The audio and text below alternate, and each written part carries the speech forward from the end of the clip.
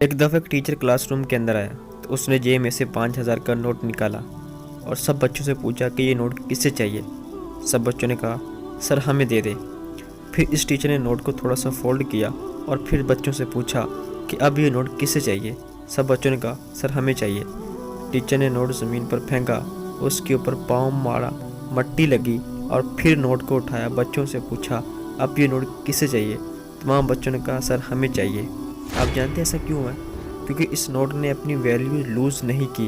वो 5,000 का नोट 5,000 का नोट ही रहा। लोग आएंगे आपको तोड़ने, लोग आएंगे आपको गिराने, लेकिन जिस तरह 5,000 के नोट ने अपनी वैल्यू लूज़ नहीं की, इसी तरह आप लोगों की बातों से अपनी वैल्यू लूज़ नहीं कर सकते। Your values not just your clothes और having money in your wallets. लोग डर जाते हैं कि ज़रा से कोई कह दे यार तुम नहीं कर सकते, तो हम सोचने बैठ जाते हैं यार शायद मुझ में कोई गलती है, शायद मुझ में कोई खामी है। ये क्यों होता है?